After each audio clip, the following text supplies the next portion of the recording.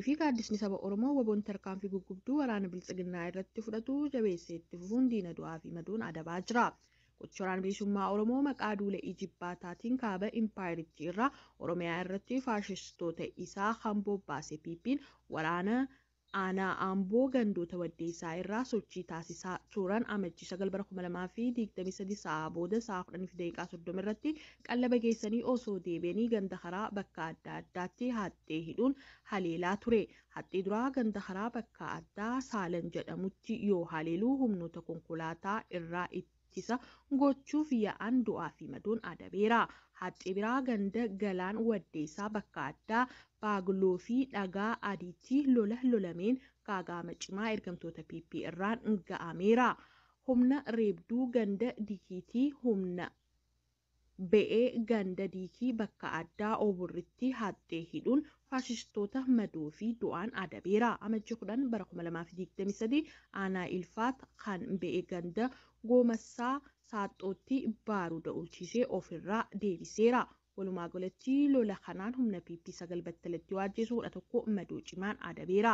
Gama biraatiin amajjii 10/2023 lixa shaggar aanaa Jalduu magaalaa Jalduu fi qubsuma kooluu irraa wal dhuunfachuun gara ganda Hindhee Doorootti ganama sa'a 10 takkaan sochii kan taasisan ganduma san bakka addaa Qooftuutti rasaasa jajjabeen akaa'uun madoo fi du'aan adabbii jabaa argataniiru. Lola kanaan marsaa lammaffaaf jajjabeen kan buqqisiise yoo ta'u humna reebduu magaalaa Jalduu qubsuma Goobaxaa fi waajjira poolisii aanaatti wal funaananii deemaa turan bakka addaa laga Godaasaa Raachaa jedhamutti baaruudhaan macheesseera.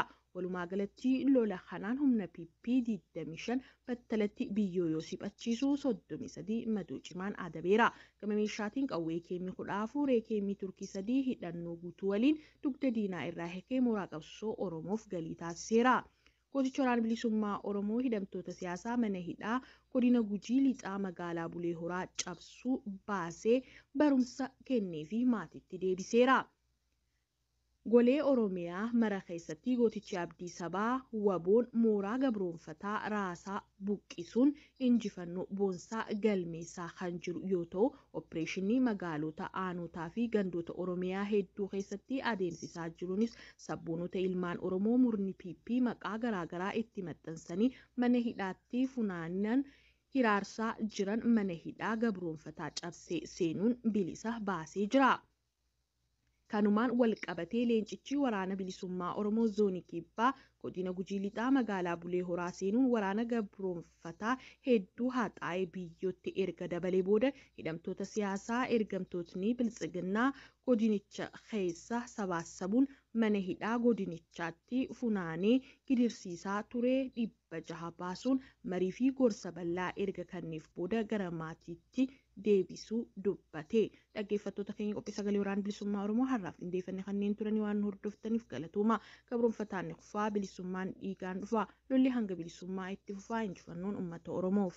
Godina Lixaa Harargee aanaa Xulloo keessatti maqaa waraana bilisummaa Oromoo deeggartu jedhuun hidhattoonni garee maafiyaa PP uummata nagaa irratti reebichaa fi gidiraamaa raawwachaa jiru. Jaalimoon Afeeyisaa dabalata qaba.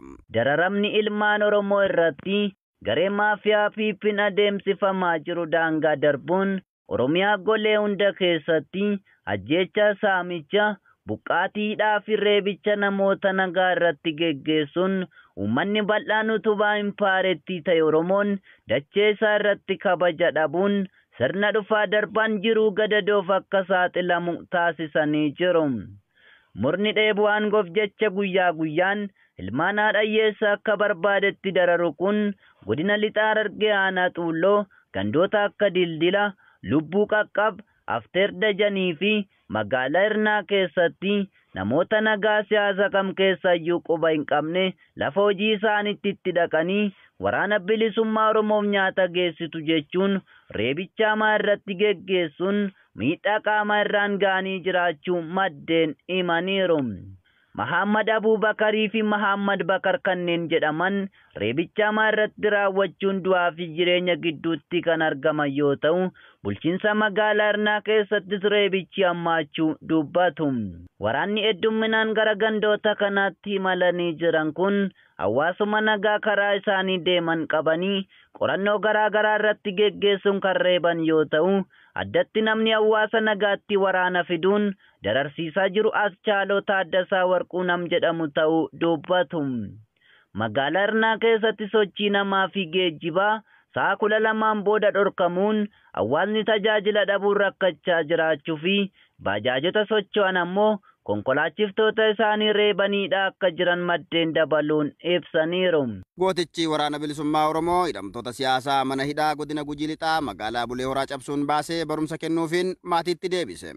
Dabalata isaaf Jaalaqaafan Fayyeera. Golee Oromiyaa mara keessatti gootichi Abdii Sabaa Woboon mooraa gabroonfataa raasee buqqisuun injifannoo boonsaa galmeessaa kan jiru yoo ta'u, opereeshinii magaalota, aanotaa fi godinoota Oromiyaa hedduu keessatti adeemsisaa jiruunis sabboontota ilmaan Oromoo murni PP maqaa garaa itti maxxansee mana hidhaatti funaanee hiraarsaa jiru mana hidhaa gabroonfataa cabsee seenuun bilisa baasaa jira. Kanumaan wal qabatees leencichi waraana bilisummaa Oromoo zoonii kibbaa godina Gujii Lixaa magaalaa Bulee Horaa seenuun waraana gabroonfataa hedduu haxaa'ee biyyootti erga dabaleen booda hidhamtoota siyaasaa ergamtoonni bilchiginnaa godinicha keessaa sassaabuun mana hidhaa godinichaatti funaanee gidirsaa ture 600 baasuun marii fi gorsa bal'aa erga kenneefiin booda gara maatiitti deebisuu dubbate.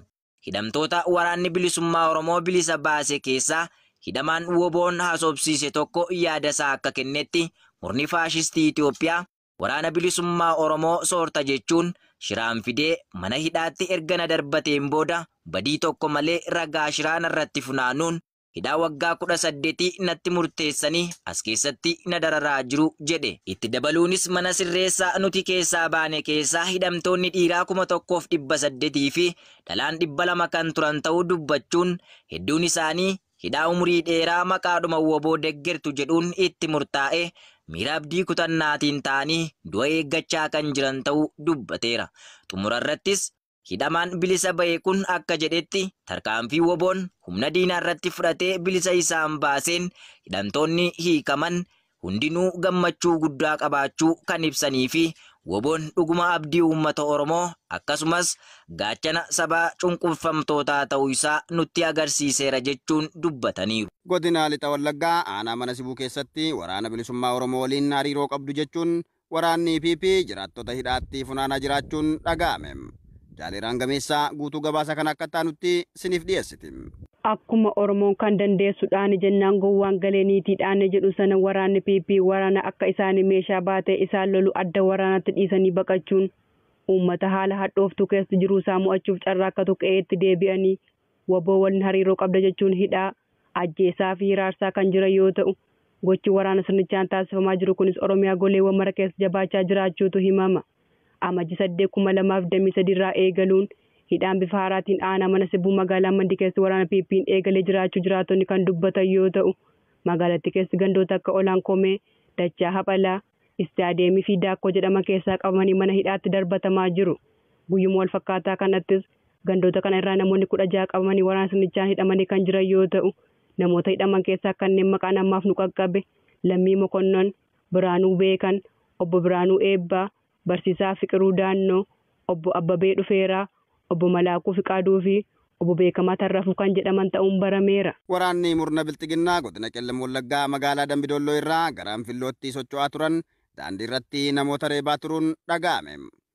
Murni of tuulaan bilxiginnaa qaanii lola isa mudachaa jiru dhokfachuuf daandii lolamee deebi'u irratti uummata reebaa saamaa fi ajjeesaa deemuu seera godhatee jira.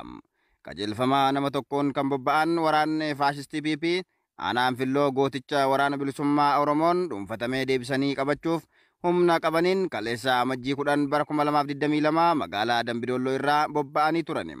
Waraanni maafiyaa kun erga Dambidolloo ka'anii daandii gubbaa irratti namoota reebaa mana namootaa keessaa saamaa fi dirqamaan uummata qabanii of gidduu galchaa socho'aa turaniiru.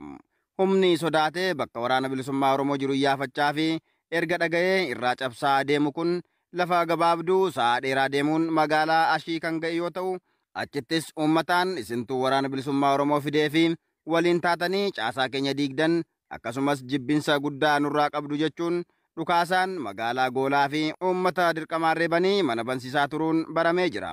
Murni balfamaan bilxiginnaa kun kallattii cufaan fudhatama uummata biratti dhabuu isaa afaan qawween dhokfachuu barbaadu reebicha, saamicha, hidhaa fi ajjechaa tooftaa ittiin jibbiinsa isaa dhokfatu taasifatus hawaasni Oromoo garuu sana irra darbee sirni bilxiginnaa sabicha biratti akka fudhatama hin qabne itti agarsiisaa jira.